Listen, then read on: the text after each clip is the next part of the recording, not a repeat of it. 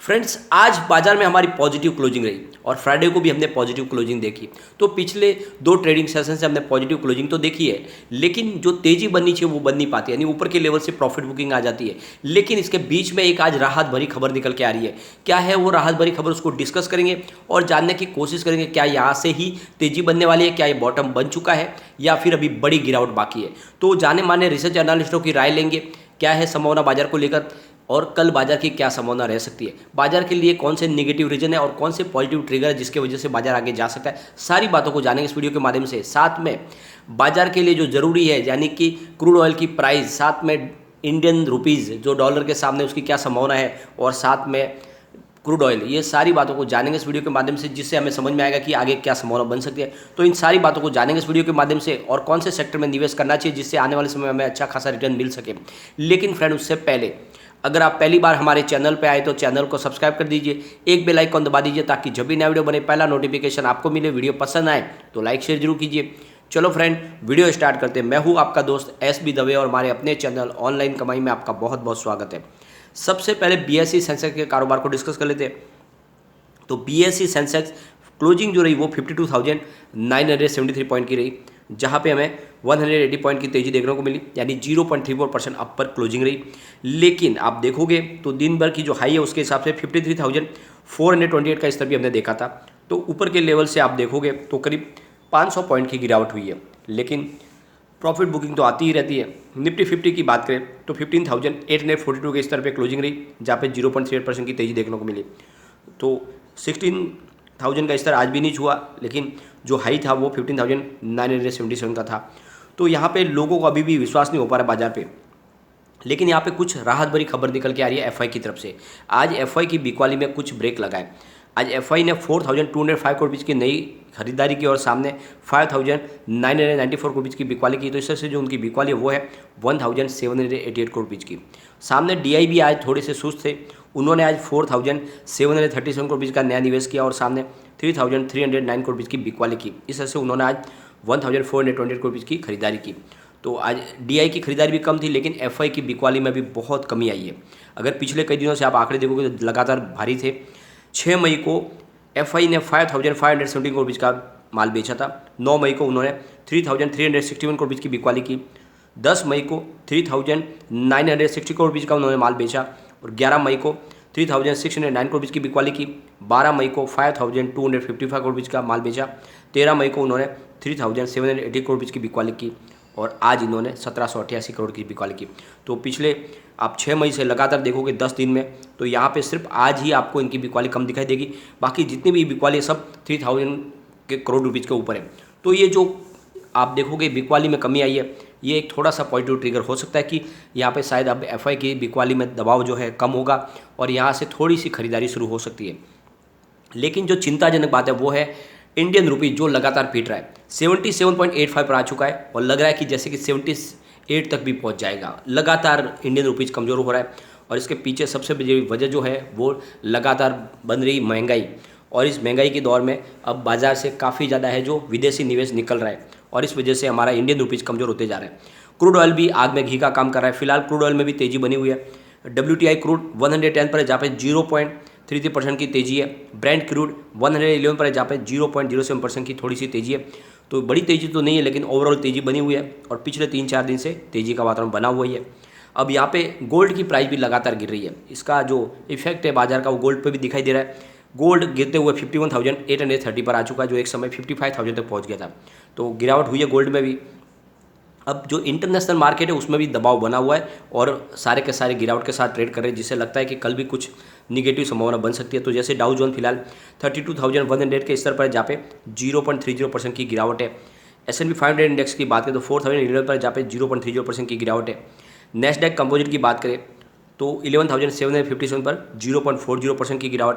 रज़ेल 2000 index में 1,783 पर 0.49% की गिरावट। तो गिरावट कम है, लेकिन सभी सेक्टर में आप गिरावट देखोगे, सभी इंडेक्स गिरावट के साथ बंद रहे।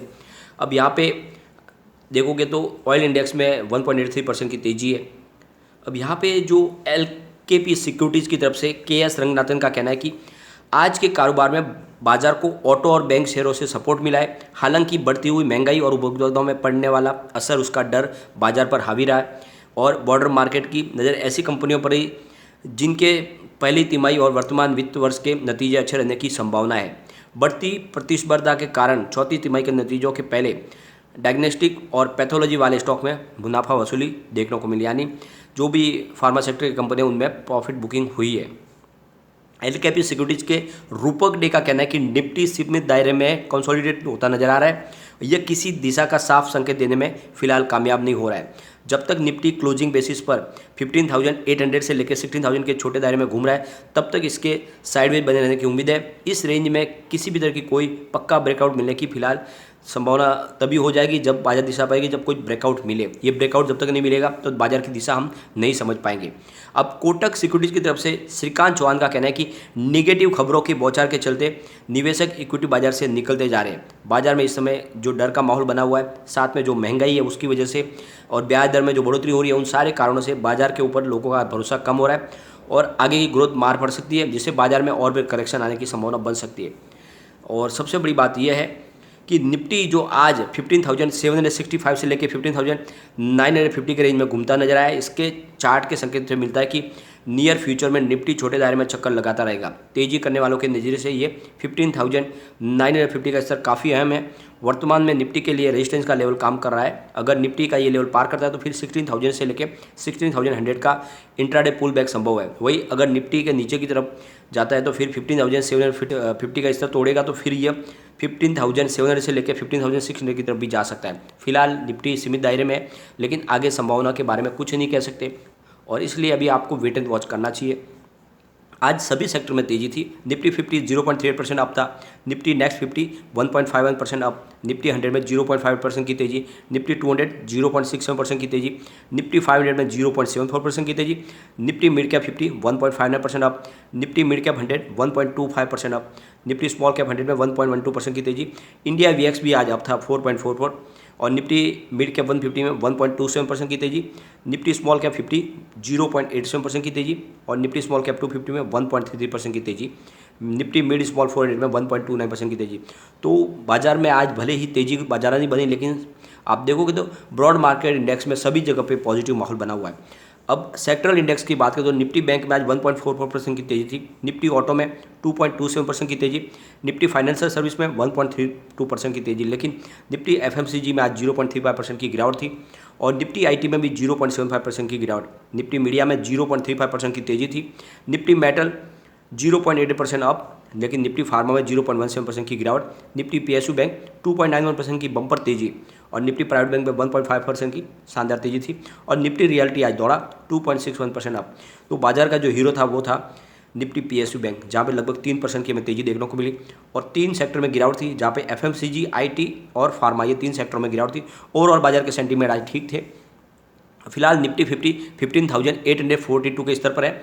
अब आगे क्या संभावना बन रही है, तो गिरावट जारी रहती है। तो जो इसका पिवट लेवल के माध्यम से सपोर्ट निकल के आ रहा है वो है 15,654 का। ये सपोर्ट टूटा तो 15,526 का स्तर देखने को मिलेगा और वहाँ पर भी नहीं रुका निफ्टी 50 तो फिर 15,311 तक भी जा सकता है। लेकिन अगर पॉजिटिव माहौल बना तो 15,996 का फर्स्ट रेजिस्टेंस है, इसको ब्रेक किया तो फिर 16,211 की हमें रेंज आती हुई दिखाई देगी और वहाँ तक पहुँच गया तो फिर 16,339 तक भी जा सकता है। तो ये फिलहाल इसकी रेंज है और फिलहाल बाजार की जो संभावना है वो आप 50-50 देख सकते हैं। एक तरफ तो एफआई थोड़ी सी बिकवाली कम कर चुके, तो दूसरी तरफ इंटरनेशनल मार्केट में गिरावट का दौर जारी है और इंडियन रुपी लगातार कमज़ोर हो रहा है। तो इसलिए जो शुरुआत होगी वो लगभग फ्लैट होगी और बड़ी तेज़ी की फिलहाल कोई संभावना नहीं। ऐसे में आप क्वालिटी स्टॉक में दाव लगाए, छोटे स्टॉक जो काफ़ी कमज़ोर पड़े उनमें दाव न लगाए, बल्कि लार्ज कैप के ऐसे स्टॉक जो काफ़ी ज़्यादा फेयर वैल्यू पे आ चुके हैं उनमें आप दाव लगाना चाहिए। रिलायंस इंडस्ट्रीज बहुत नीचे मिल रहा है इस समय, उसमें इन्वेस्टमेंट करें, बहुत ही मजबूत लग रहा है। एसबीआई में निवेश कर सकते हैं और टाटा मोटर्स और टाटा पावर ये दोनों स्टॉक खरीदारी के लिए अच्छे बन रहे हैं। साथ में अदानी ग्रुप के शेयर में अगर आप निवेश करना चाहते हो तो अदानी पावर बहुत ही अच्छा लग रहा है। तो ये स्टॉक है जिनमें आप दाव लगा सकते हैं क्योंकि काफ़ी नीचे आ चुके हैं और ये आने वाले समय में बड़ी तेजी बन सकती है। आईटीसी भी आप राडार पे रख सकते हैं। लेकिन फ्रेंड, कोई भी इन्वेस्टमेंट करने से पहले अपने फाइनेंशियल एडवाइजर से एक बार ले लें या अपना खुद का रिसर्च करें, क्योंकि मैंने वीडियो आपके एजुकेशनल पर्पज़ के लिए ही बनाया। वीडियो पसंद आए तो लाइक शेयर जरूर कीजिए और चैनल को सब्सक्राइब कर दीजिए। Thank you friend.